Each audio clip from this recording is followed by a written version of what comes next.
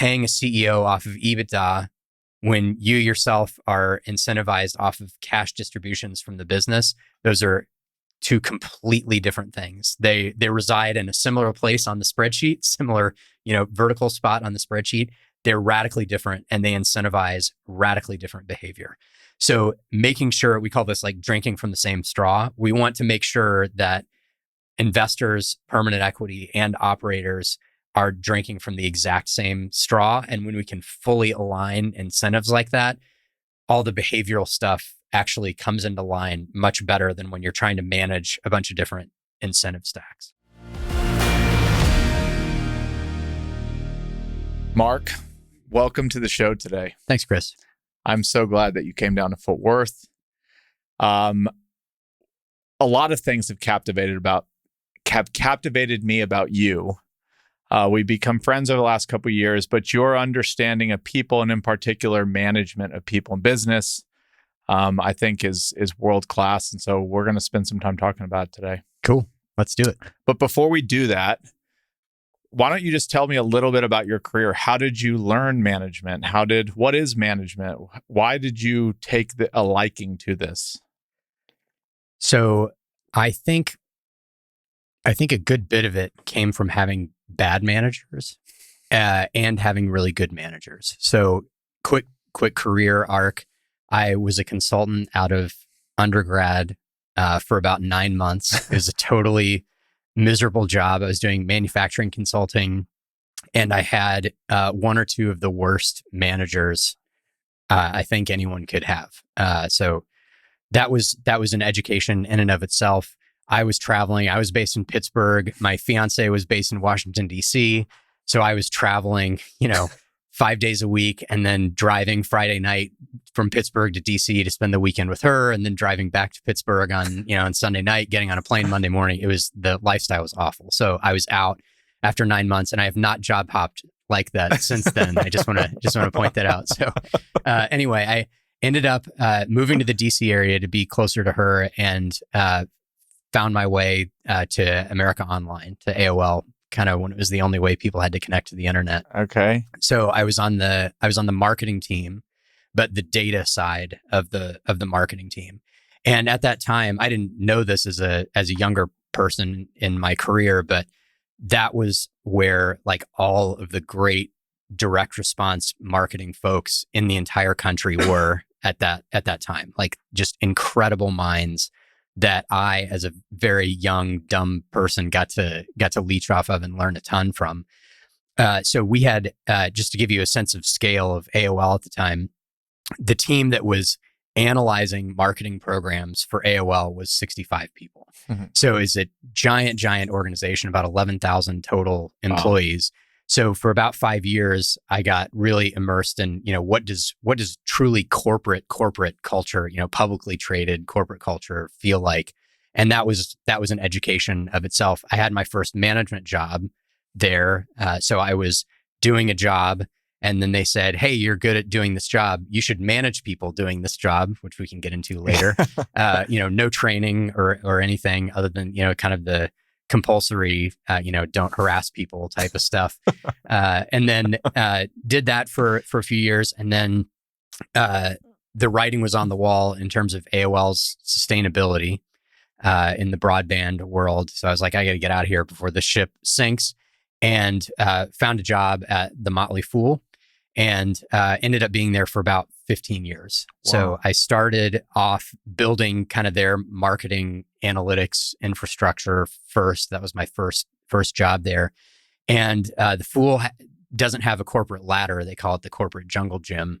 So I got to do lots of different jobs over 15 years. So I started off in business intelligence, and then I got to run ad sales, and then I got to stand up a retention marketing team, and then I got to run product.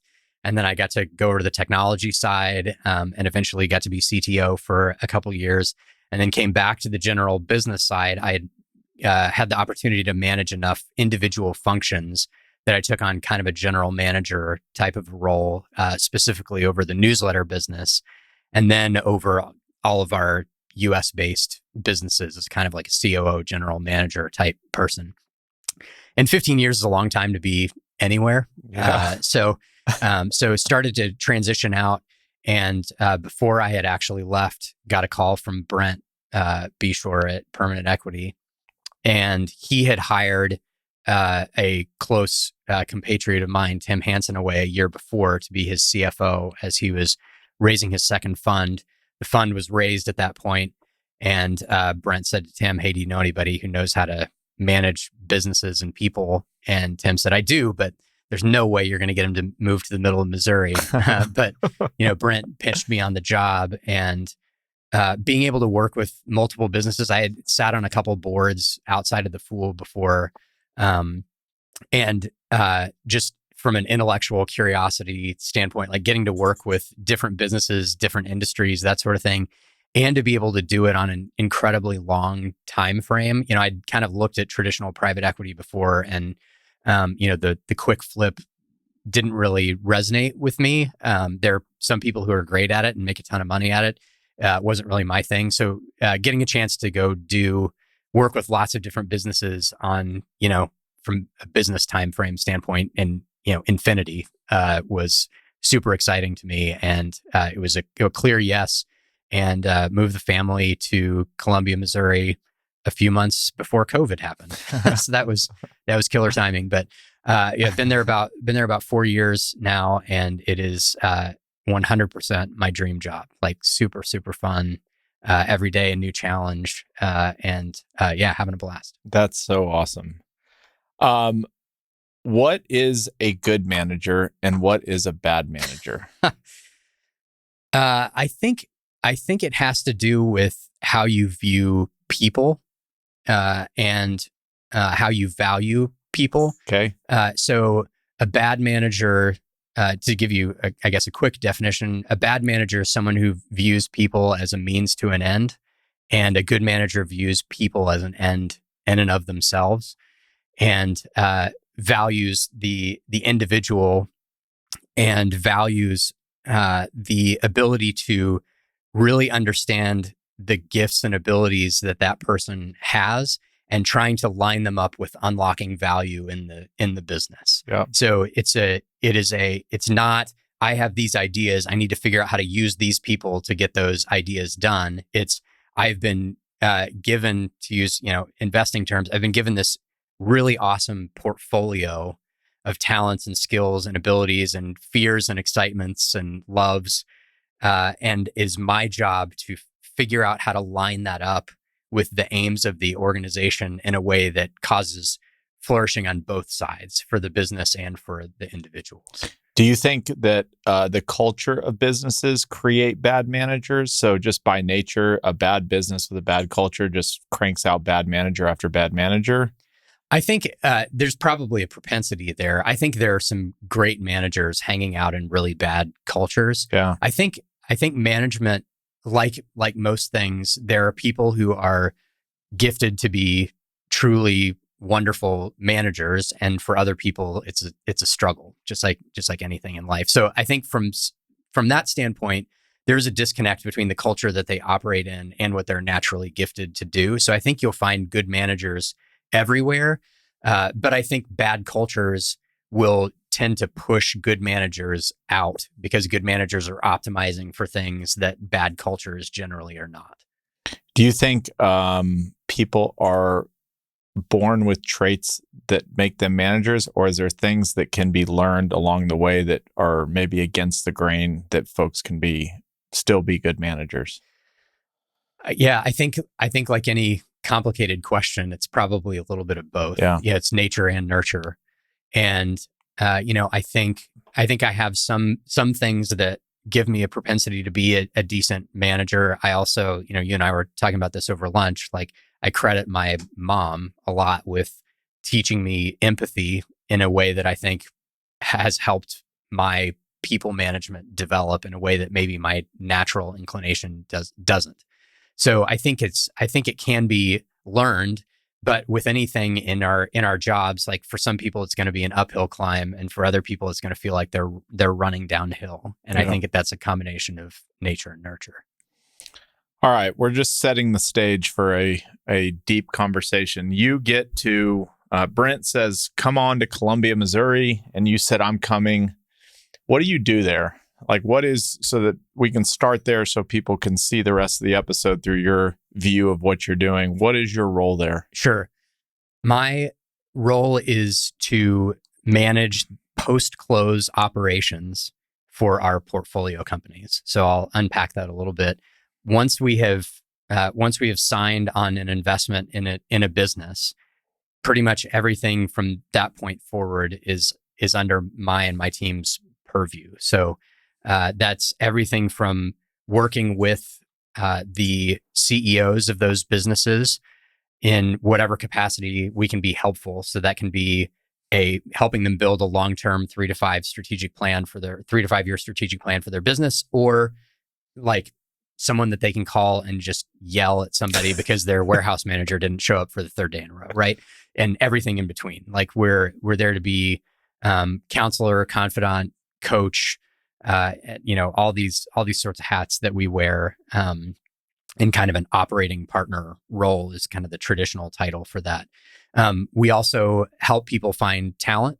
So Kelly on our team is full-time talent location and acquisition for not just for the firm, but for our portfolio companies as well.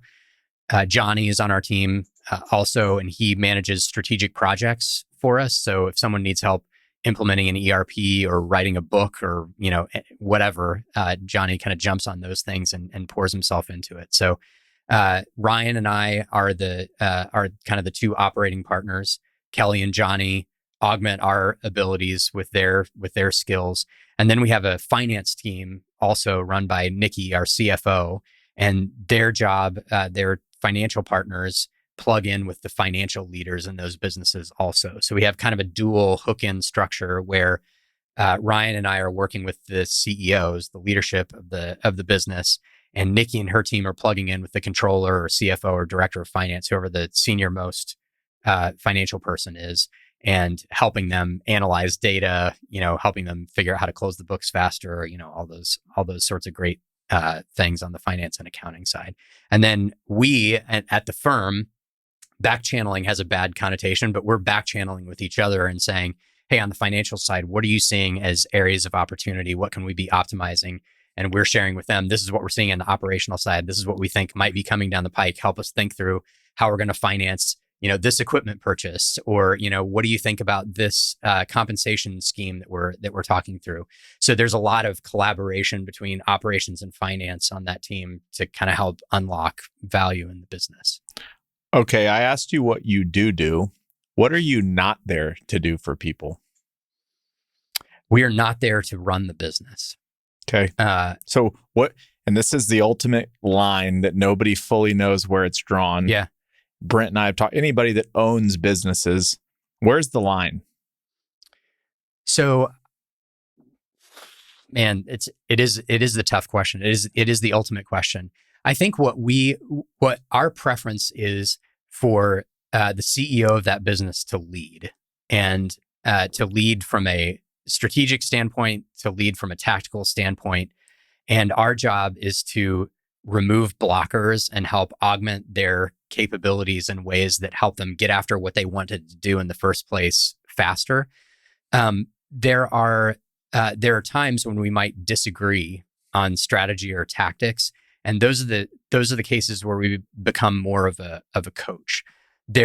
It is very, very rare for us, I'm grateful to say, where we have to put the brakes on something or push someone really hard to do something that they don't want to do. We're blessed in that regard to be fairly well aligned with the folks who are operating the businesses.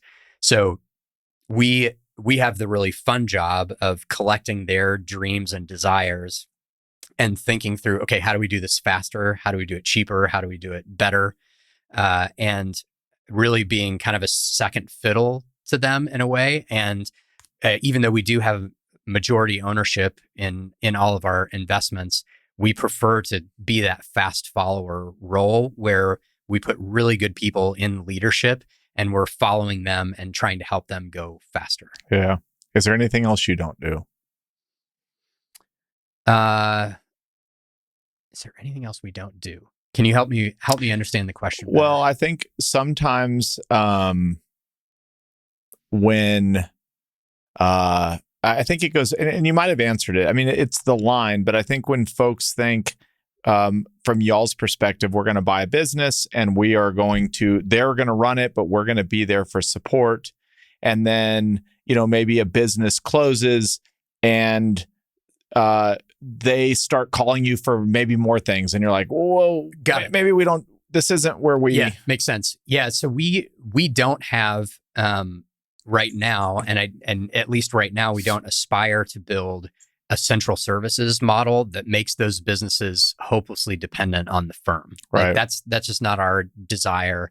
And we're not really incentivized to do that. So we will build out functions like Kelly doing hiring and Johnny doing strategic projects, where we feel like an intimate knowledge of the business is actually going to make us a better service provider for those sorts of things. But those aren't functions that the business, should we ever part ways for whatever reason, is going to have trouble replacing. Right. So what we don't want to do is become a necessary appendage to the business. We're happy to play the role of a third-party service that they could outsource elsewhere, but we don't want to create unhealthy dependence on us for day-to-day operational needs. Yeah. And then as far as the cadence at which you're managing these external businesses, and you've kind of tweeted about this, I don't believe y'all are setting up formal boards. I don't even believe y'all are doing these quarterly meetings. Right. You tend to say it's a day-by-day, week-by-week thing. How do y'all manage that's maybe different than how other PE manages? Yeah, so we don't do boards. Ryan and I kind of refer to ourselves as like the board in the box for the business. One person board in a sense. We don't do quarterly board meetings, and part of that is my natural allergy to those, having had to do them. I just know, and they're not necessarily bad, but it's so easy for them to become a massive time suck, especially for the people in the business whose time is the most valuable. So you've got your CEO, your COO, your head, chief marketing officer, whatever, spending weeks leading up to this quarterly event, making sure that the deck is showing the company in the best light, that they're all buttoned up, that they know what they're doing, that they're good at their jobs. And we want that to be more of a conversation, and a more vulnerable conversation about what is it that you need? What is it that you're lacking? What can we help find for you in terms of resources? So what that looks like is anywhere from a 15 to 60 minute conversation, either once a week or once every 2 weeks, with each of our CEOs. So it's a little bit more time intensive when you add up all the time together, but we are much more intimately aware of what's going on at the business. We have a sense of the culture of the business. We get to know the employees inside the business beyond the management suite, because we're interacting with them on those calls and working on projects and that sort of thing. So when it does come to larger strategic conversations, which we tend to do either annually or twice a year, in kind of a what are we doing over the next year, and then 6-month break. Check in. Okay, how are we tracking against those things that we said we were going to do? Do we need to reset for the next 6 months? When we come to those conversations, we're not having to go through this big reminder and wind up on, okay, remind me of who does that. Oh yeah, and who owns that. Oh yeah, and what are the numbers like? Oh yeah. You're immersed in it, kind of like like an assistant to the CEO, like a chief of staff, kind of. Yep. As you're talking to them each week. So you know who the people are. You know what the puzzle pieces look like when you come to the table to have a larger strategic discussion, as opposed to each quarter trying to catch up on 3 whole months of activity and changes, and then reset your mind to a more strategic conversation. So we prefer the more regular cadence, I think. And is there an agenda that you go through on each call, or is it different, or do they know what to expect on each call? They eventually do. Yeah. Earlier on, it's more difficult. And I think another thing that we do that's pretty odd and different is, as part of our doing all of our due diligence in-house. So we don't do third-party diligence. And the way that we assign diligence inside the firm is whoever's going to be responsible for that function moving forward after close is the person who's in charge of diligencing it. So Taylor, who owns legal, is doing all the legal, and corporate structure diligence because that's his responsibility after close. I'm looking at org chart, compensation plans, strategic projects. Nikki and her team are breaking down the financials, doing bank reconciliations because that's what they own going forward. So we actually start having those weekly or biweekly conversations as soon in diligence as everyone is comfortable doing. So ideally, a lot of times now, by the time we get to close, I've been having a weekly conversation with the CEO for 2 or 3 months, which makes that day zero seem just like the day before it in the way that we like. We don't want people to feel change. We want it to feel like a natural progression. So we, pretty early on, sometimes we'll have a set of questions that we'll ask people, but it's super basic stuff. And it's like, what went well this week? What didn't go well this week? What are you excited about? What are you nervous about? And how can we help? And I think as long as we cover those 5 questions, we've got a pretty good sense of how things are going. Eventually, though, we don't have to ask any of those questions because once the operators understand our desired role in the business, they come with, okay, I want to talk about this, and I want to let you know about this, and I could really use some help with this. So that's the ideal, is when we get on the phone and they're driving the agenda, asking us to be helpful to them, to be thought partners to them, or like actual tactical partners to them. Is I really need to find, an outsourced HR resource who understands California labor law. Got it. Like we can go, we can go do that. That's how we like to plug in. So we'll start with a basic battery of questions, but eventually it becomes the CEO or the COO. Sometimes it's a pair of people on the call really driving that agenda, and that's our strong preference. Are there ever times where you said for 2 to 3 months leading up to acquisition, you're already on calls with these people where the price is right, the business looks awesome, everything seems right, but there's something you're picking up on through conversations. It's like maybe are there cues of what might lead to doing a bad deal, even when everything looks good on paper from a management perspective? I think we're fortunate that we haven't run into one of those before. I think the thing that would come out is, we have this no assholes policy that applies to us at the firm and at the portfolio companies, and that's something that when we go into diligence, we're talking about that almost as much as we're talking about the fundamentals of the business, the market dynamics, the financials.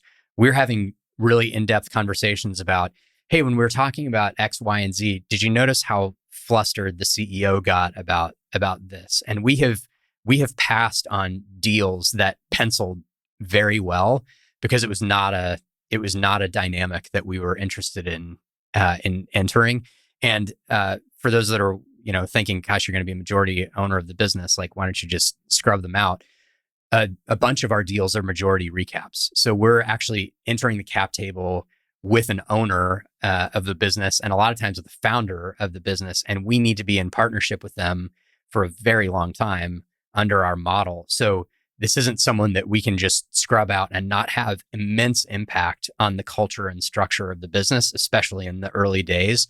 So we need to be diligencing that relational aspect just as hard as we're diligencing the fundamentals of the business. Do any of the businesses that you buy already have a board in place, or most of them are boardless? We haven't bought one with a board before, and they tend to be small enough that some of them will have kind of informal advisory boards, their accountant or their personal wealth advisor, that sort of thing. But they're informal. They're not meeting regularly. They're just kind of cadre of people that the CEO calls. She needs to call her wealth advisor to talk about this, or she needs to call her tax accountant about this, but not a formal board as such. Okay. We talked about this at lunch. I would fall into the category of maybe being less employable than others. I would imagine even Johnny laughed. I heard that. We need to give him a mic. He's our laugh track for this one. But I would imagine there's other folks like me, and they tend to run businesses. and you come to me and we have a great call for 3 months and the price is right, and you tell me, we're recapping the business. We are going to be the new owner of the business. And I say, yeah, that's great. And we're going to have check-in calls. Yeah, that's great. And then the money crosses the goal line a week into it, and my life is starting to change a little bit, because now I'm not saying that this is y'all. It's just, in theory, I am now going to be held maybe a little more accountable than I was the day before. Mm-hmm. What are things that you do to folks like me to not only, it's one thing to tell me everything I need to know up front, but we know how life works. Mm-hmm. Even after the money's crossed the goal line and a few weeks go down the road, I'm still showing up to the office every day like I did before the money crossed the goal line. Yeah. And money's fun for the first couple of days, but then you kind of do CEOs sometimes forget that they got the money? May I start with that question? Sometimes we have conversations that makes it feel that way. Yeah. So my question would be, how could someone like me or be prepared to be managed? Like, how do you handle that to where there is that transition where even though you said it, it still works out long term? Yeah. And I think someone asked a similar question on Twitter, which is, how do you keep people motivated after they've just gotten this, once in a lifetime paycheck?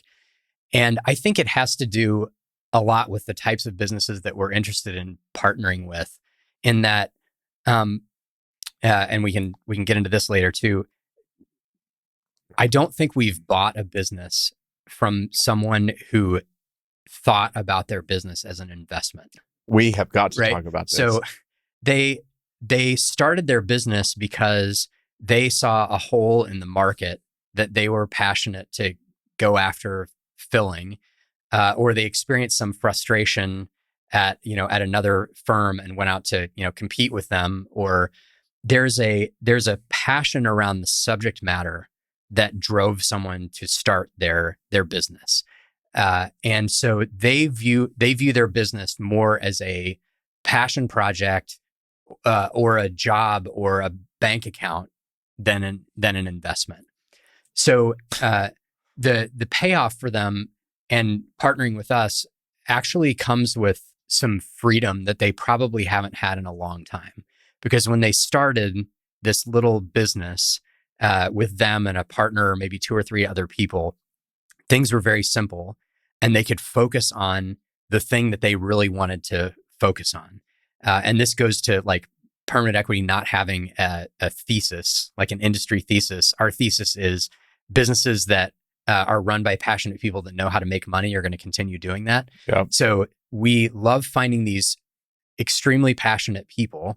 And at the beginning, the business was simple. They could focus on the subject matter. They could focus on the engineering problem they were trying to solve, or they could focus on super serving their customers, or they could focus on being a leader in the industry, thought leader in the industry around how they're doing training or something like that.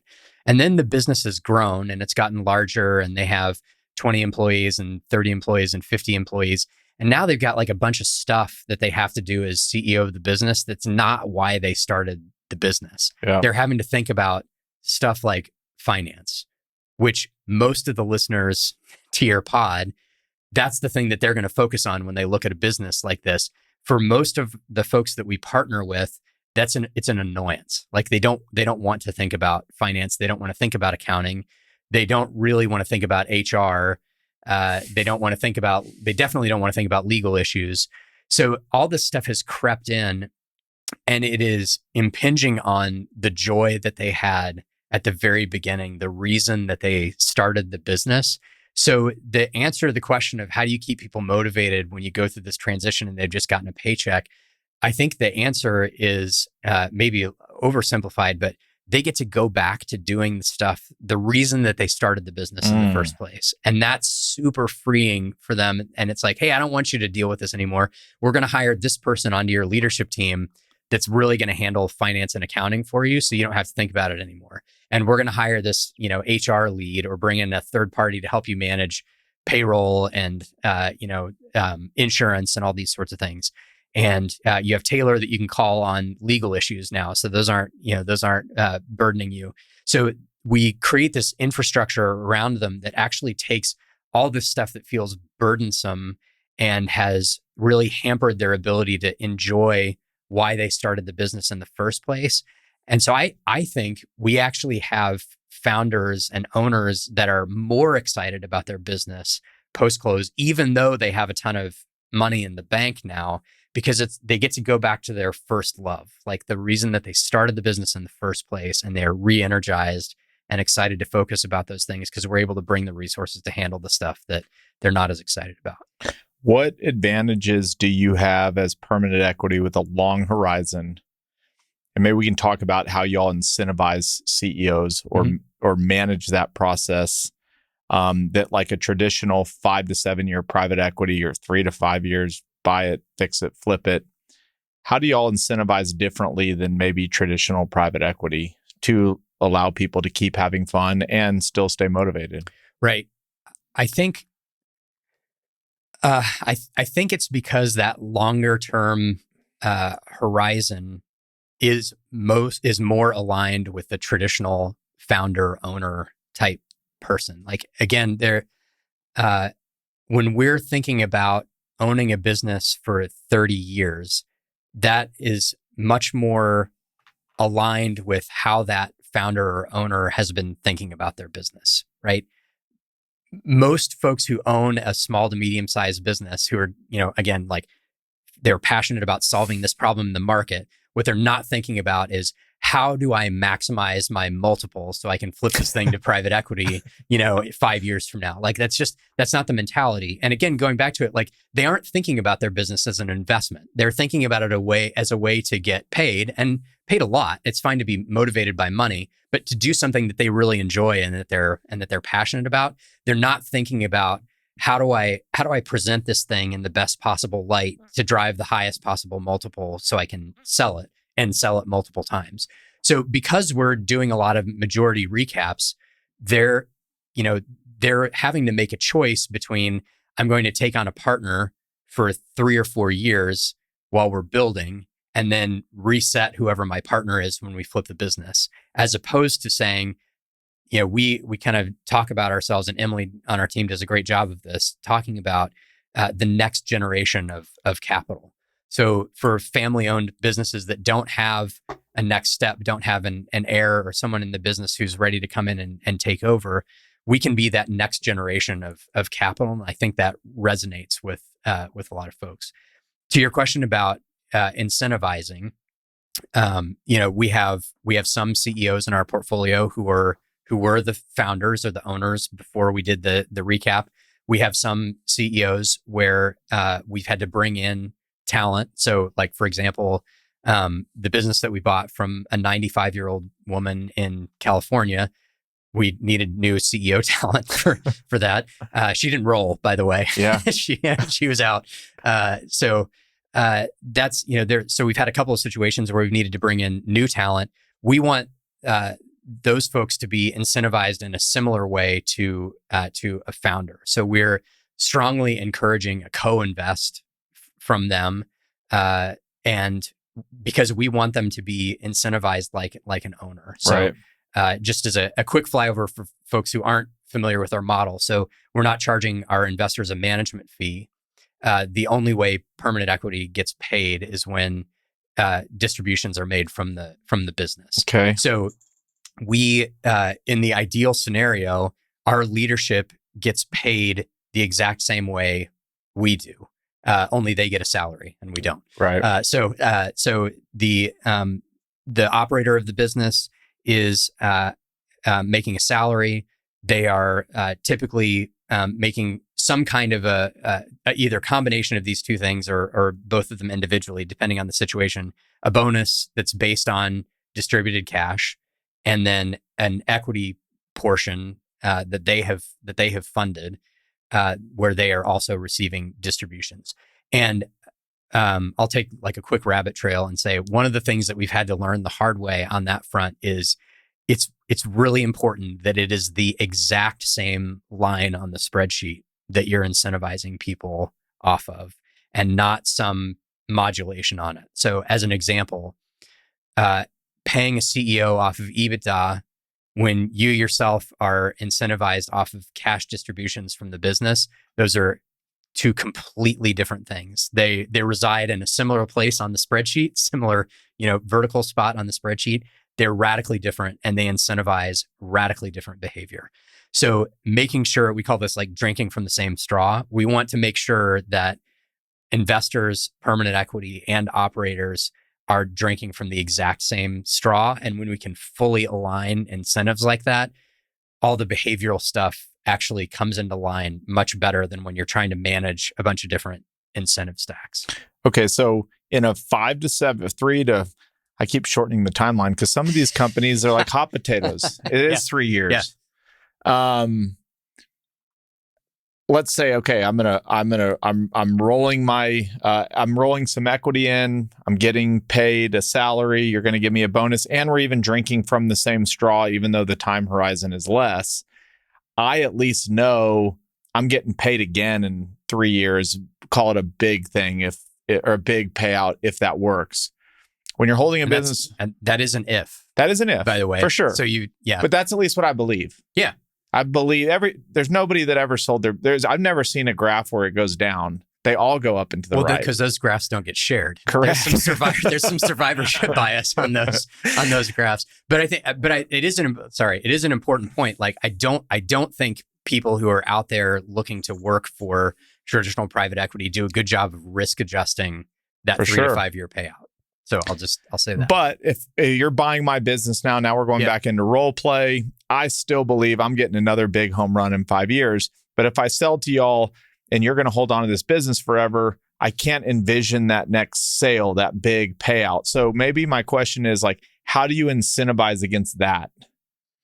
So it's probably different for an operator that we're bringing in outside than it is for an owner. If the founder stayed on. Right. If the founder stays on. So if the founder stays on, they're rolling equity. Correct. And just to I don't know if this is written in any of our documents anywhere, but we are not going to buy a business where a founder is staying on and they're not rolling equity. For sure. That's a super bad signal for us. So no, I swear it's going to be good, but I'm not going to roll forward. Just to be clear, we want them either exiting or staying on with a significant role because of what that says to us.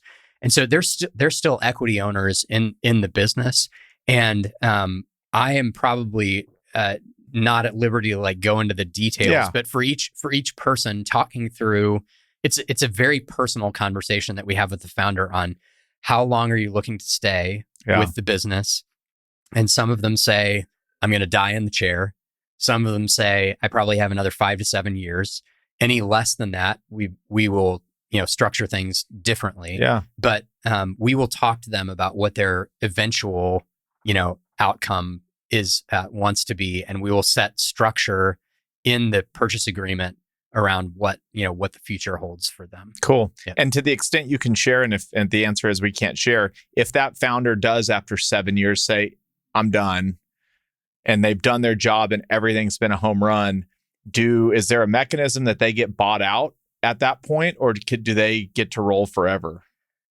I would say it depends. It depends business to business. Yeah. We keep our own flexibility on that. All right, we're going to spend the next half of this conversation like really drilling into like management stuff. Are we halfway done already? Oh, I don't even know if we're halfway done. We're 45 minutes in. Okay. I think we could go another hour and 15. We'll see. Okay.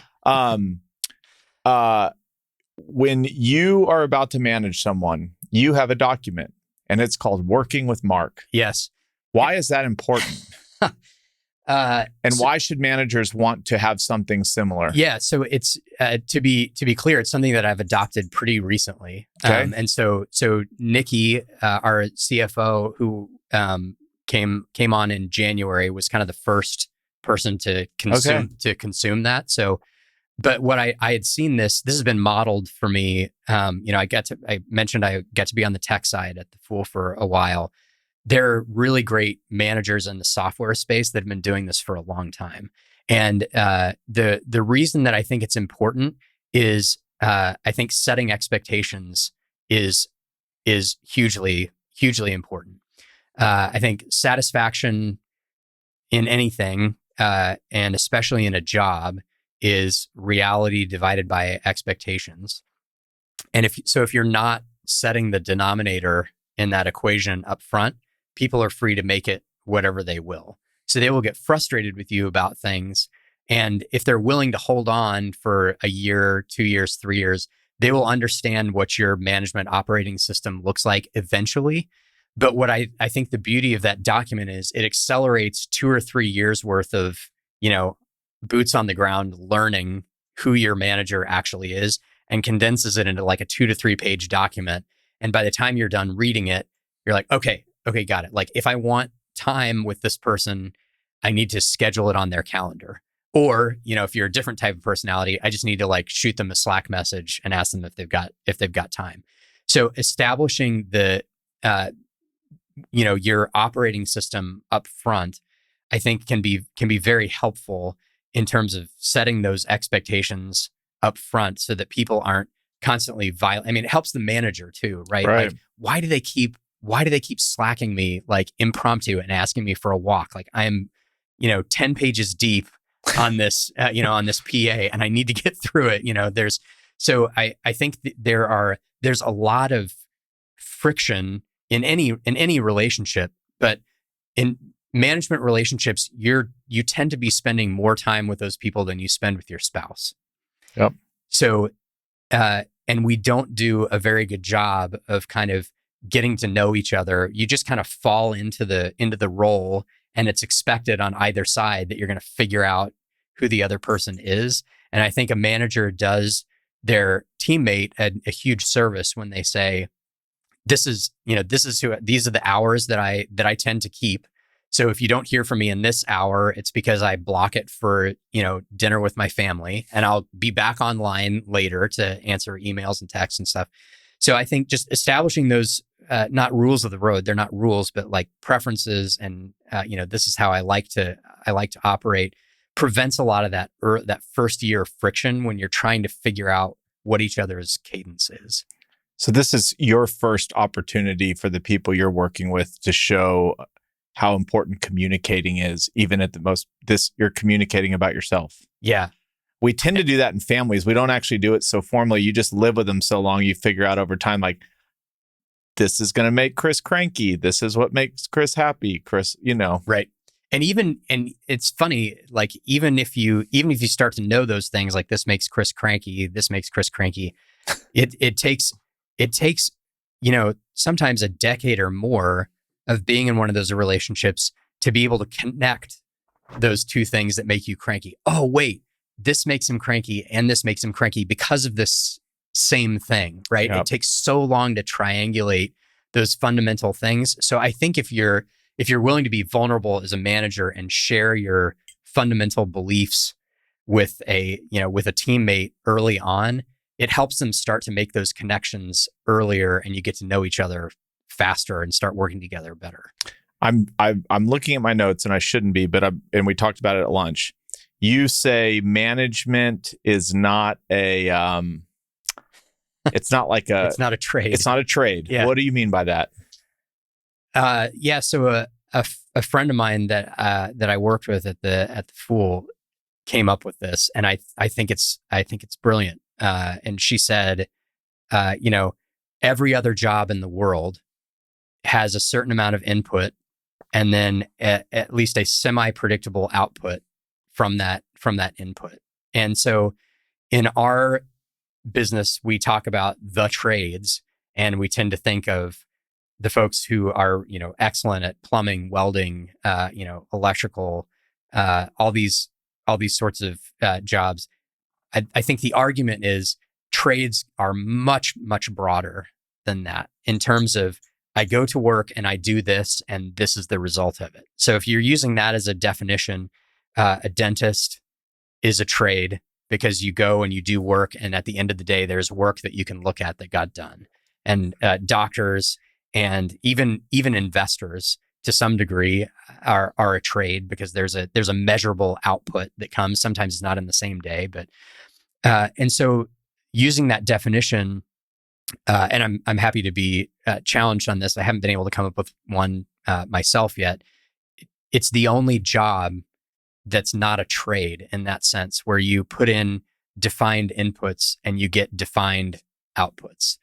Especially if you're thinking of management as driving towards the development, not just of the organization, but of the people inside of it, because people are so messy and unpredictable, myself included in that there isn't a uh, like the same quid pro quo that another trade would have, right?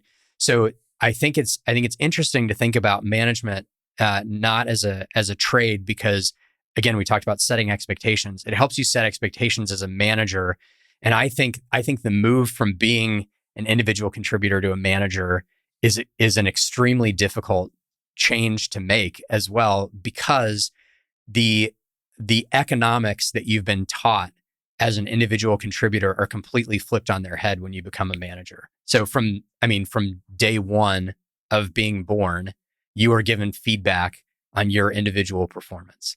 And it's your individual performance throughout school, and it's your individual performance in college if you go to college. It's your individual performance in your first few jobs when you enter the workforce. And then you become a manager, and it has nothing to do with your individual performance anymore, unless you are one of those people who does all the work for your team behind the scenes to make everybody look good. Yep. So moving into people management then is this kind of radical shift of your internal economics on how you measure your own performance and how you measure your worth as an employee, because it's been your own individual output that you can control. If we can agree for a minute that management is the only non-trade out there, you've been working in a trade, and now you're in the only non-trade. And we assume as executives and managers that we can, the person who is really good at doing this trade should therefore be the person who's really good at managing people in that trade. And I think that is hugely problematic. And not only do we assume that, but we also assume they don't need any training to do it. So I think people managers in general are the most undertrained people out there in terms of what is expected of them, how to drive good results from a team while not alienating them, and developing them to become better and better at what they do. So there's your question was trade versus non-trade. I think it's an important distinction, because we get so conditioned to have measurable output from what we do from a day's worth of work, and you move into people management position, and your initial inclination when you're doing people management well is to say, I got nothing done today.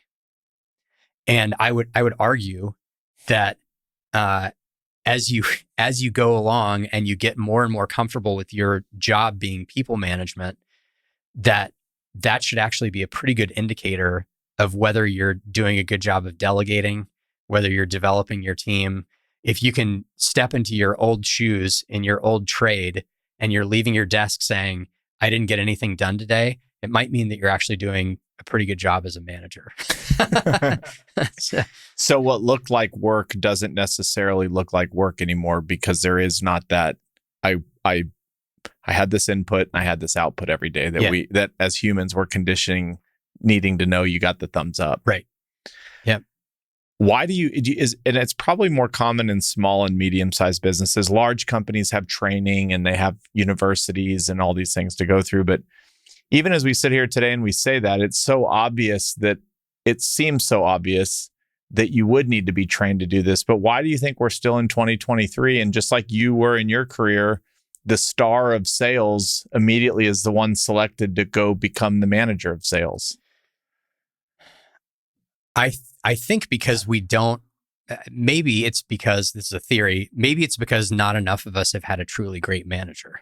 Yeah. So we don't know what good management looks like to a degree that we know to value it enough to invest the time and resources to make people truly great managers. I was fortunate enough at AOL. I talked to you about corporate structure. Mm-hmm. I had a manager and his manager and his manager, and all three of them were incredible. And part of that was they leaned on me hard. Like when I made a mistake in a deck that was, going up the chain or something, I heard about it. And but at the same time, they would stay late with me to help me learn how to fix it. So there's like being in the trenches with a really good manager feels fundamentally different. And I think the vast majority of people managers out there aren't very good at it because they haven't had the training. The ones that are good at it have just been doing it for so darn long that they've picked up what feels good and what doesn't. And there are some people who just aren't naturally inclined to be good people managers, and they could do it for 30 years and still be crap. So I think we haven't, enough of us haven't experienced what a transformative deal it is to have a truly great manager to be able to value it and put resources against it. Is it fair to say you believe in people don't leave companies, they leave managers? I do. I believe they leave both. Yeah. But again, if we have a 50% divorce rate for people that you spend less than half the time with the people that you work with, right? Like I think it makes a lot of sense. Yeah.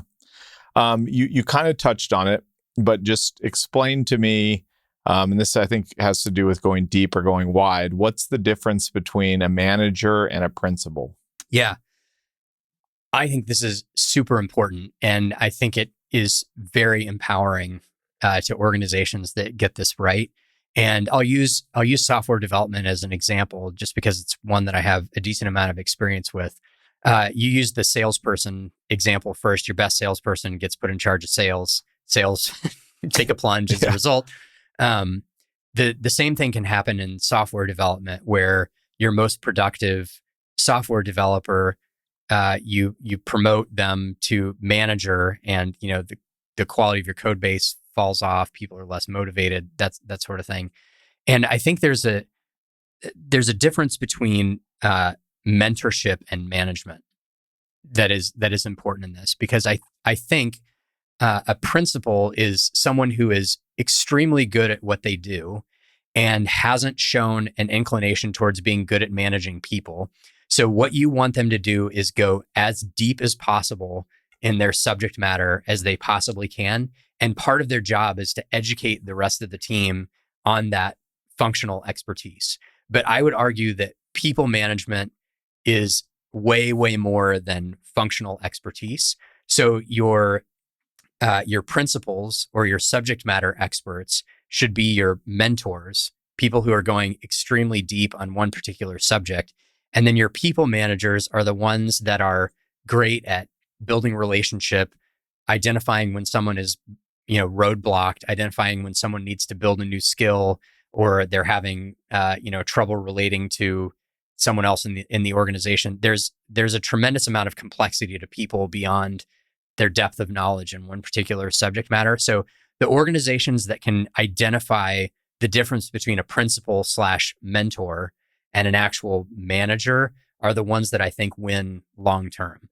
And so what that means is, and I think the other reason that we don't really prioritize this is what I learned, and maybe this has been formative for me too, is I've had to run several organizations where I was by far the dumbest person subject matter wise in the entire group. So I was managing a team at AOL who was involved in collections. I knew nothing about collections, and these folks had been doing collections at AOL and other organizations before, literally for 30 years. And, here comes this, 26-year-old, kid like, oh, I'm going to manage you guys. And so I think what it taught me was I was never going to be better than them at collections. But what I could do was be valuable to them in terms of how they communicate with the rest of the organization. It was not a very highly thought of group because they were very focused on collections. That takes a certain type of personality, but we could cast that group's value to the organization in a different light with a different kind of communication and a different kind of positioning, especially when it came to reinvestments in that team. No one wants to reinvest in a team if all they've talked to is a bill collector. But when you can position strategic projects in a way to attract funding, that's a totally different thing. So and I think that's also been helpful at Permanent Equity as well, because we are buying businesses in, amusement park ride manufacturing, and executive search for love, and airplane parts repair, and like I don't know anything about any of those things, especially relative to the people that have been in those businesses 20, 30, 40 years. And if I aspire to be as good, even as good as them, or even half as good as them, that is a massive waste of my time. Yep. So we have to get over the organizations that can get over the uncomfortability of having a person leading a team who is not the subject matter expertise in that team, but knows how to do a great job of managing projects, getting people to work together, helping people unlock their gifts and understand how they align with what the business is trying to accomplish. That's where we start to see the value of good management. Management doesn't mean deep subject matter expertise. That's mentorship. Yep. And management is all the other stuff. Do you, in the world today, there's lots of personality tests, there's lots of tests you can take. And you've said something along these lines. That's only part of the equation. But there's a lot of people today that have maybe used it as a crutch to say that is the equation. Yeah. We got what we got. Their profile said this. Yep. And you've taken a step further and said not so much. What do you mean by that? I think I haven't run across one of those that wasn't helpful. Yeah. Enneagram, very helpful. 5 Voices, very helpful. StrengthsFinder, very helpful. MBTI, DISC. I've done all of those, and they're all a helpful lens on somebody. But if you've done enough of those, you start to realize what one surfaces that the other doesn't. And I think our tendency, our brains are wired for shortcuts, right? So we love the shortcut of knowing someone's Myers-Briggs personality, because we identify like, oh, I know what feelers are like. And then we presume 13 things that have nothing to do with the feeler aspect of Myers-Briggs, or, oh, I know what a D is in DISC. And we presume, 11 things about them that doesn't necessarily align with a D. We have so the reason I push back on it a little bit is because I know that our brains want shortcuts to understand things. And if we have one little piece of information on who somebody is, we extrapolate all this other stuff that's not necessarily accurate. And so I know people who have been branded early on in their career as an introvert, or an S in the DISC, or this in the Colby, high information seeker in the Colby. And it's been crippling to their career, because people have taken that one piece of knowledge and they know, okay, oh, the last person that we had in that role had that attribute also, and they were unsuccessful. So therefore this person's not going to be, even though that's a, tenuous at best correlation. So that's why I encourage people to take them, because I think they are a helpful diagnostic. I encourage them to share them because I think they're a helpful diagnostic. But I encourage people also to build a portfolio of them, so that you understand like how incredibly complex people are.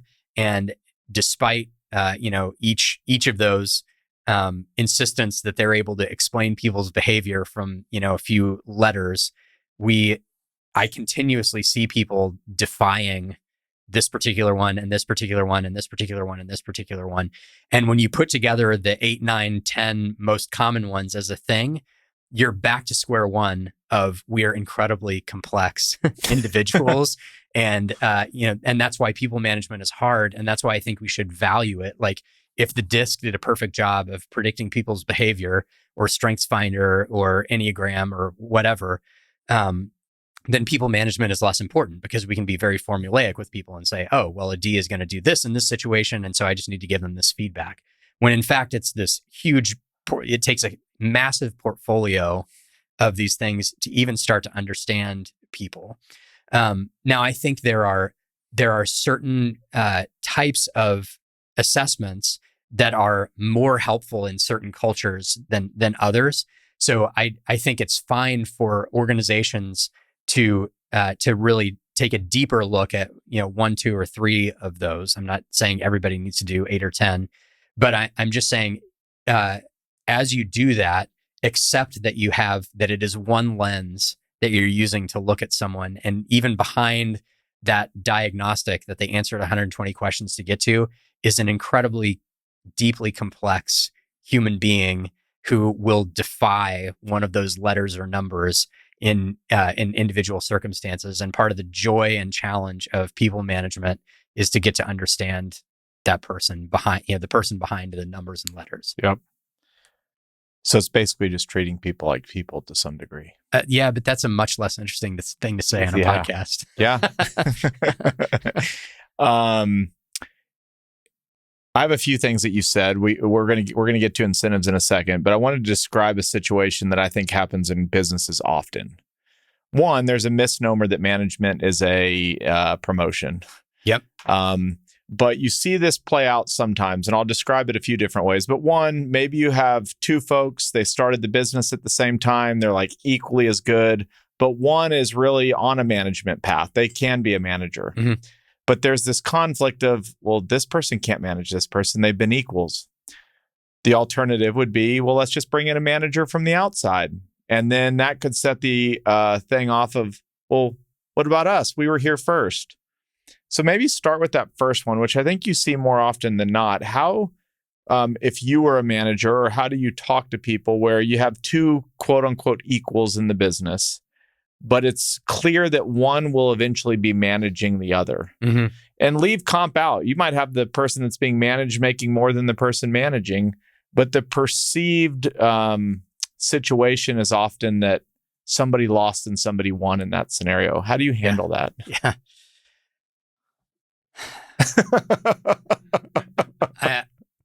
I think the problem is the word manager has you're asking the question because that word has so much baggage. Yeah, it does. Behind it. And what if instead of, just thinking off the cuff here, what if instead of managers, we called them optimizers? Okay. So like, instead of having a manager, you're going to have an optimizer. So you, we got into this a little bit over lunch. You're a more visionary type. Don't think that you're necessarily pre-wired for people management. Yeah. And I said to you, instead of you are going to be managed by this person, I'm bringing in an optimizer or a coach or whatever So you call true. it. I think that it takes on a different feel, and it doesn't feel burdensome, because I think what we hear when we say you're going to be managed by this person is you're going to be controlled by this person. This person is going to make decisions for you. This person is going to steer you, in this direction, that direction. And most of us push back against that sort of a thing. But if we positioned it as, we're putting this person here to optimize your skills and to optimize them on behalf of the business, maybe that's a better way to think about it. So I had a really interesting management relationship at the Fool, where we were managing a business unit together, and I reported to him, and then everybody reported to me. And the reason behind that, in a traditional structure, I could very easily say, now, wait a minute, like, I'm the one doing all the management. Like, why do I have to report to him? And the reason that it made sense is he was a visionary type, and not necessarily geared towards managing people, managing organizations, project management, that sort of a thing. But he was incredibly helpful to me because he was constantly pulling my vision up out of the weeds and saying, "Hey, don't forget about the forest. Don't forget about the forest. Don't forget about the forest." And at the same time, he didn't let that structure on paper dictate what I could and could not have a conversation with him about. So I was able to have conversations with him of, hey, these are great ideas, but we need to sequence them. So we had this very healthy back and forth of me using my strengths to make him better, him using his strengths to make me better. And we very regularly said to each other, like, I don't care how this shows up on the org chart as long as we get to work together. Yeah. And finding those pairings is incredibly powerful in business. And I love this concept of managing in pairs. Yeah. So there's a strength to having someone beside you who has very different gifts and abilities.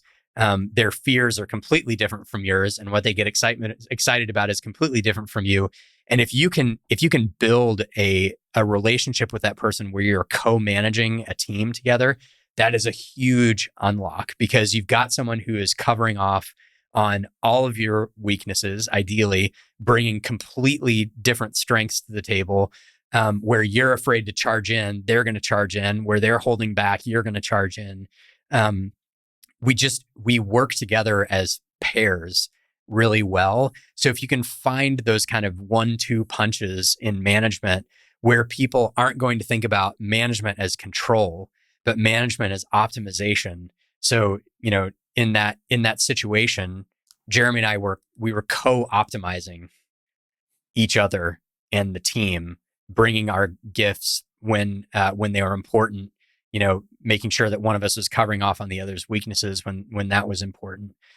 So I think that's another part of the challenge that where we push back on investing in management is we feel like the person needs to be the person with the most knowledge of the subject matter needs to be in control because they're the ones making the decisions. And that's also not necessarily the case. They're the person who's optimizing the knowledge of the team to produce the best decision. They don't have to be the one with the idea. It's their job to go find it and make sure that they've created a culture where that idea is bubbling up freely and with anticipation and excitement. So I think going back 3 or 4 conversations ago, I think that's another reason we push back on it, is because we do associate management with control. And I don't think management is control. Management is about optimization. That was the perfect answer. And for the millions of small businesses that listen to this, I think in a few years on LinkedIn, we're going to start seeing new titles come out. Optimizers. Great. I love it. No, that was that was you nailed that. When you hear the word, well, I think there's 2 things that could go on. 2 bad things. You could have this, what's becoming more popular, at least maybe it's been going on for longer. I just hear it more. We're a flat organization. Mm-hmm. The contrary to that is over management. You got managers on top of managers on top of managers. I'm trying to figure out how to pose the question. Like, how do you know you're at balance? How do you know you're not being overmanaged? Mm-hmm. And how do you know how do you know you're too flat? Mm-hmm. I think if you're too flat, then the folks at the top of the organization don't feel like they're using their gifts to the max. They're having to do a lot of things that they're not gifted at doing. They're not excited about doing.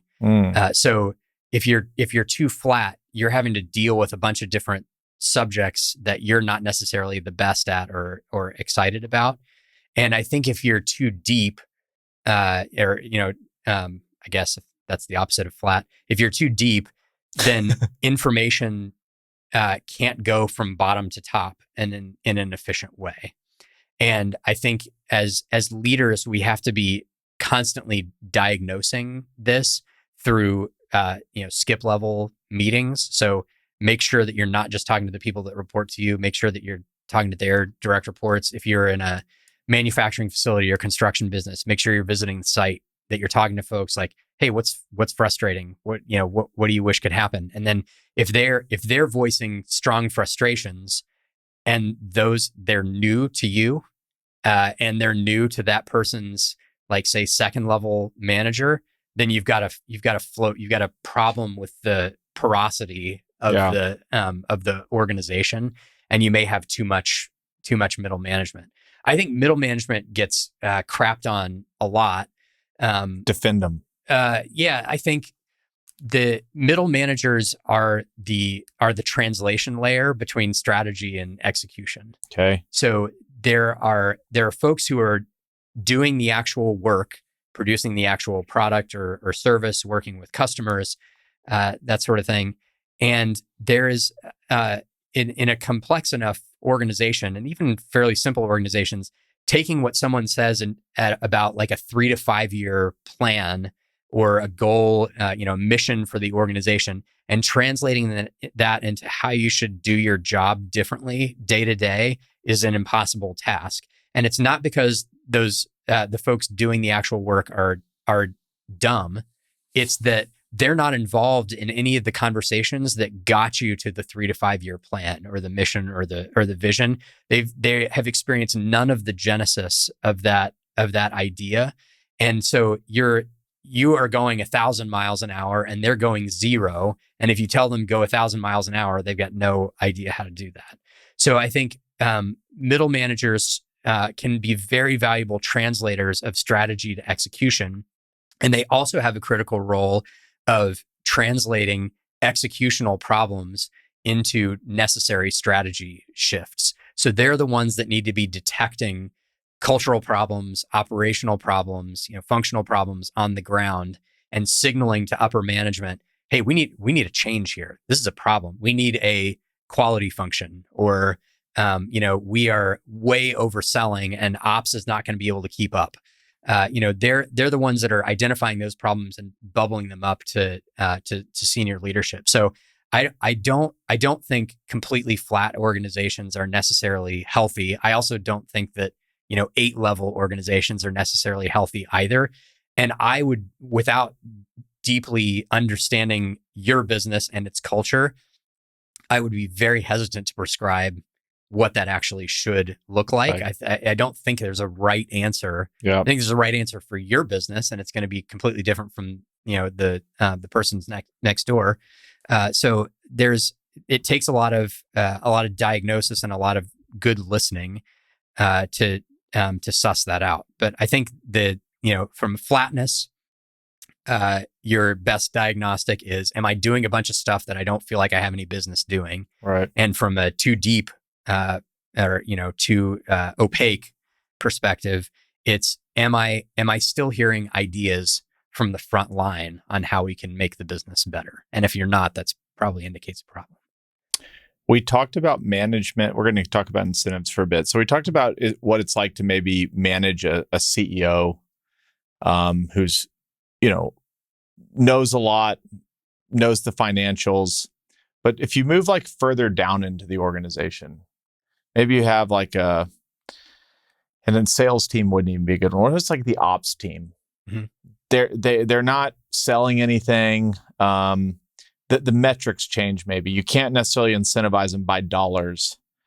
How do you create alignment and incentives for teams, maybe even in accounting, mm-hmm. Where they're not impacting the bottom line? Mm-hmm. Yeah, I think the thing that I try to think about is how far down on the income statement someone is incentivized is inversely proportional to how high up they are in the organization. So the higher they are in the organization, the lower on the income sheet they should be incentivized. I have that bolded on my notes. Okay. So using that as a construct, I think you want to incentivize someone as far down the income sheet as you can, while still ensuring that they feel like they have some modicum of control over that metric that they're being incentivized off of. Because I think a lot of time lots of businesses are big on stock options, right? Stock and stock options. And usually what that turns into, in my experience, is people cheering for things happening in the market that have nothing to do with what they're actually coming in and doing on a day-to-day basis. Now, obviously, there's tremendous potential upside there, but the average line worker is so far removed from the stock price of the business that incentive is more like giving them a lottery ticket than it is actually incentivizing them to drive meaningful value for the business. So if you go too far down the income sheet as you're incentivizing someone, they're not going to feel that this is within their locus of control. Like, well, why even try? Like, there's nothing I can do about that. Yeah. Or they try really, really hard and they don't move the metric and they just end up being defeated when their bonus is lower than what they feel like they've earned. Yep. Right. So there's that aspect to it. The other is, the other problem you run into is incentivizing them too high up on the income sheet. So lots and lots of salespeople out there are incentivized based on revenue. And a lot of those salespeople also have control over pricing. And that's a problem. So if your sales team has any control over pricing, you should probably be incentivizing them based on gross margin and not based on revenue. So it is making sure that you're at the right level of control on the income sheet. So next to your further question about what do you do about someone like accounting, there are a couple ways to think about this. I think the best one is you're not going to find something typically on the income sheet that the accounting team can drive, other than like outside accounting services. Okay, let's bring that down as much as possible by in-housing things. But even that might not be the best use of resources, right? So there's probably not something there. So I think as a business owner or as an executive, there are some logical leaps that you have to make in terms of how you want to incentivize people and what it's going to drive for the bottom line. And I think sometimes we just have to say, I can't draw a meaningful enough connection, because what you don't want to do is set up an incentive system where someone is making a giant bonus on a huge down year for the business, right? Which is probably going to happen when you start to build in those disconnects. Another one is actually being really rigorous, not about a functional area, but about each individual person. So there's some businesses that are maniacal about going person to person and saying, how much value do I think they drove in the business this year? And their discretionary bonus is actually less fluffy than normal discretionary bonuses. They're actually doing a hardcore analysis on how much value people drove. The other thing that I've seen is from like on the tech side, infrastructure tech people whose job is uptime, right? Like you're driving for 4 nines of uptime. Your bonus starts at $50,000. And then for each 9 that you lose off of that, you're losing a meaningful chunk of your bonus. So it's actually like a countdown. So like the idea of like giving your kids for a bad habit, instead of saying, giving them, money at the end of the day for fighting a bad habit, you give them, 10 dimes at the beginning of the day, and you take one away for each time they pick their nose or something like that. It's that kind of a model. Yeah. So I think there is, I don't have a super clean answer for you on that, because each business is different. And really, like what we see in our businesses is good accounting drives meaningfully different outcomes business to business. And some it's kind of a commodity, and some it's actually, like especially construction subcontractors, good accounting is gold. Yeah. Right. Because every every bit of revenue that you bring in instantly becomes a liability in construction subcontracting. So really good, WIP accounting is extremely valuable. So in those, you might be willing to, overly incentivize your accounting team to drive value in a certain way, versus others where it's just, a pretty basic function. And I would say, maybe you consider, if you can't draw any sort of a line between the value of that individual and the outcome of the business, maybe it's not a role that belongs in your business to begin with. Maybe it's something that you should be outsourcing so that you can focus your internal talent on what actually drives value in your business model. Interesting. Yeah. Can you incentivize just if you took like an accountant, could you incentivize just based on doing the process? So one interesting thing that came up a few years ago, I never forget it. A good guy in the industry who's a really successful real estate guy, he just said, Are you talking about yourself?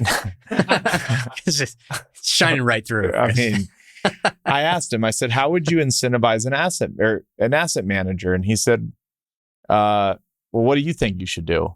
And I said, oh, you would pay them based on NOI because they're the one driving the business plan of the asset. And he said, okay, I'm going to give you a scenario and then you tell me how this works out. You have one asset. It's on the corner of Main and Main. Doesn't need any work. That thing just gushes cash every year. You could put a junior asset manager that's never asset managed in his life, and he's going to look like a hero. Then you put your best asset manager on maybe you just bought it, or maybe it's just a troubled asset, needs a ton of work, needs a magic wand to get this thing to be making money again. But it's not making any money. But you've decided that the incentives are based on the bottom line. Mm-hmm. He goes, who gets the bigger bonus? And I was like, okay.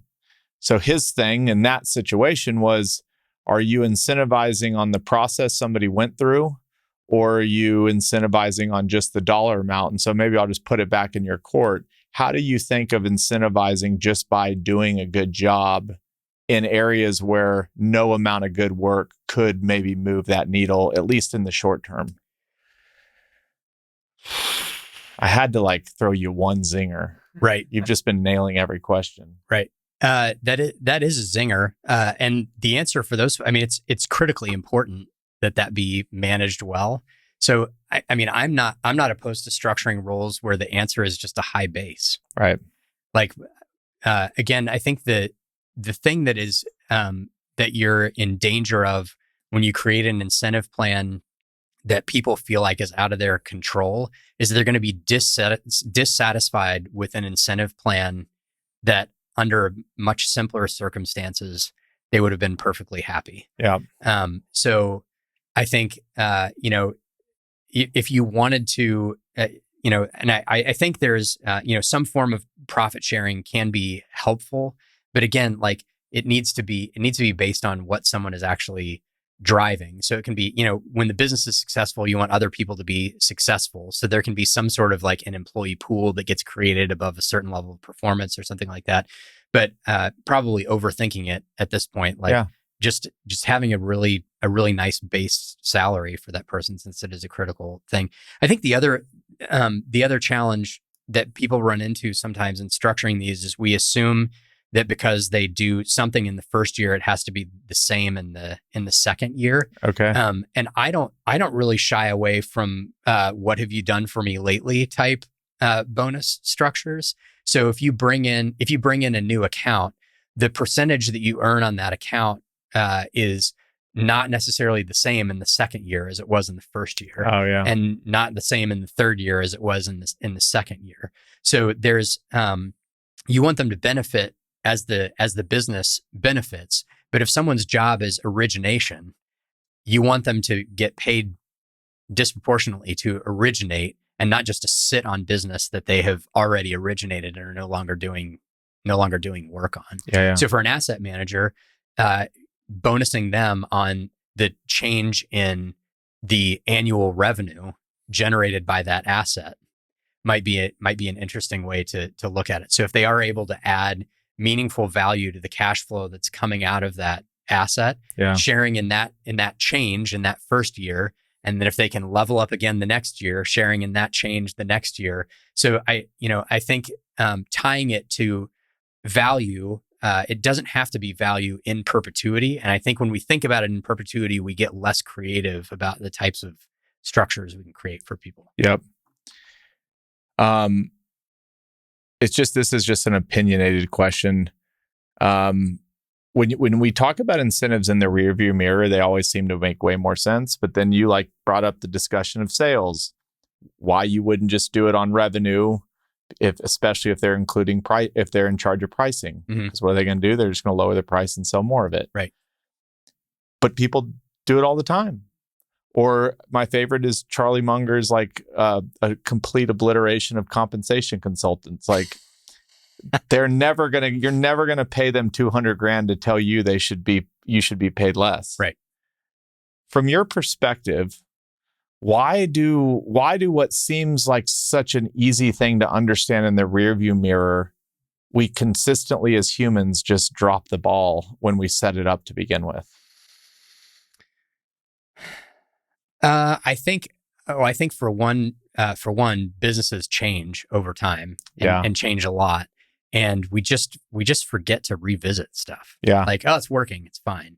And I think that goes for compensation. That goes for literally everything. Like, I think the ability to look with beginner's eyes at everything in your business, stem to stern, on a regular basis, is a superpower. That's why I think zero-based budgeting can be a really powerful tool, because it forces you to re-examine, every expense in your business on a regular basis. So I think that's part of it. I think the second is something that we talked about earlier, which is that human behavior is complex, and introducing incentives into a system will necessarily change behavior. And sometimes, we're way better at analyzing the past than we are at predicting the future. And I think we know, well, like, as an owner of the business, if I were incentivized to do this, I would do this, this, and this. And actually, an employee is going to look at that and say, that's the goal, and that's how you're measuring me. I'm going to do an end around on all that positive behavior that you wanted to drive, and do all this negative stuff that actually detracts value from the business. So there's structuring compensation for the first time is actually an act in predicting human behavior in the future, which everybody is super bad at. Yeah. And looking in the rearview mirror, analyzing human behavior, is something that we're actually pretty good at. And it's like, oh, well, of course they did that with that incentive plan, which is why I think it's good to revisit them all the time. Obviously you don't want to be moving the goalposts on people too much, but making sure that if you can do it without changing the actual financial impact on someone, that's an important piece of change. So, like, if we're coming into a business that incentivizes a sales team on revenue, and that sales team has complete pricing power over the product or the service, and we know we want to move them to gross margin, we will step through every individual in that sales team and say, this is the new plan. It's based on gross margin. And if you do exactly what you did last year, you're going to make exactly the same money. And it has this much more upside the next time, right? Yeah. So making sure that when you're making changes, which I think if you're revisiting often enough, you're going to have to make changes, and setting that reputation with your team that the playing field is going to be at least level, this time over this time. Right. That you will build that trust, so that when things change in the future, as you're optimizing for, new outcomes for the business, they will trust, okay, yeah, I got it. This makes sense. I understand how the playing field is level. Let's go get it.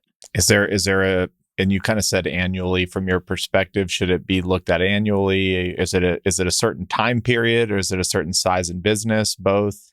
I think annually probably makes the most sense. I mean, if you're changing comp plans more often than that, and really, if you're changing comp plans annually, that's going to be whipsawing to people. Like, they're going to have a really hard time with that. So any manager that's coming in and going, and this quarter, right, we've decided that's a problem.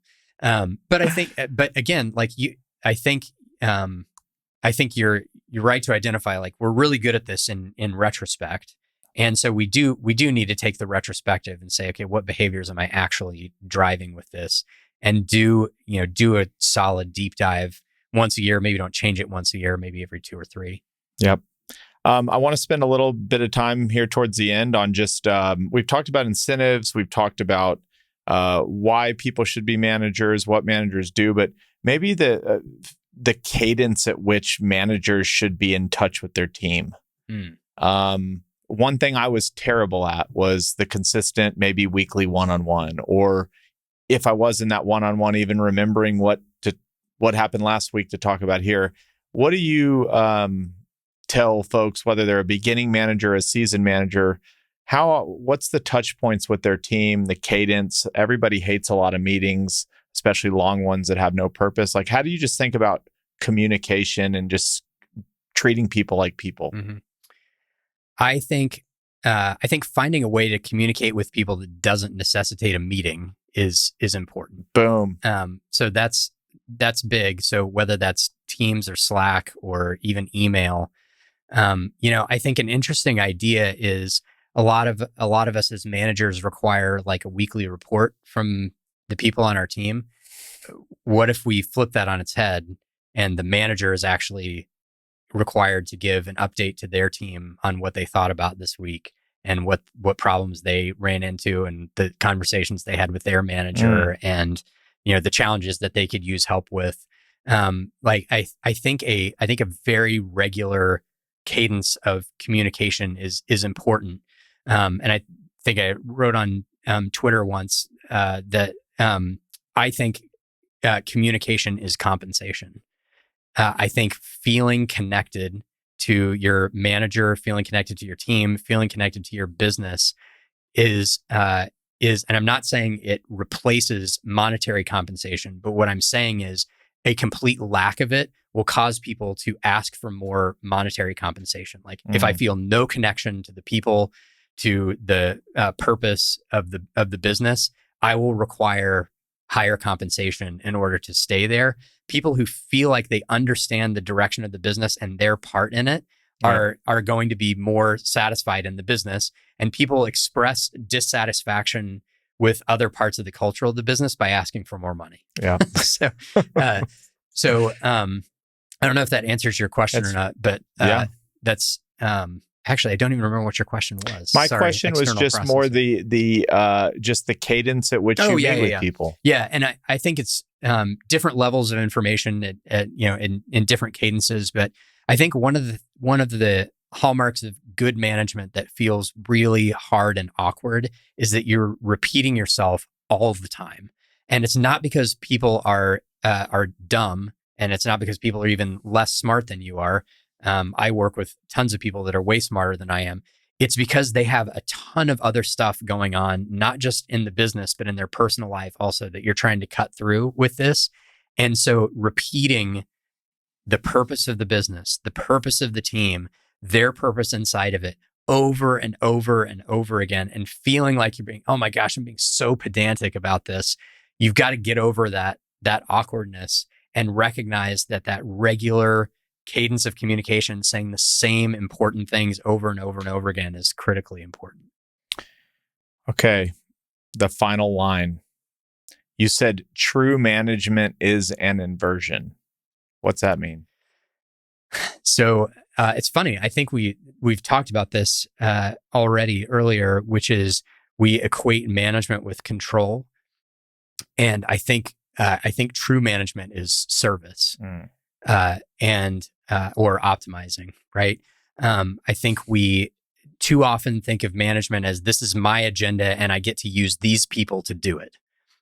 When actually, I think management is a pretty high calling where you're given responsibility for making 8 to 12 hours of someone's day deeply meaningful for them in terms of connecting their gifts and what they know they're good at with what the organization can use to create value. So it is an inversion because you have to spend the whole day not thinking about yourself and not thinking about your personal goals. You have to spend your day thinking about other people and their goals and the organization's goals and how you fit those things together. So we think about management in terms of power and control, and I think true management done well is an act of service.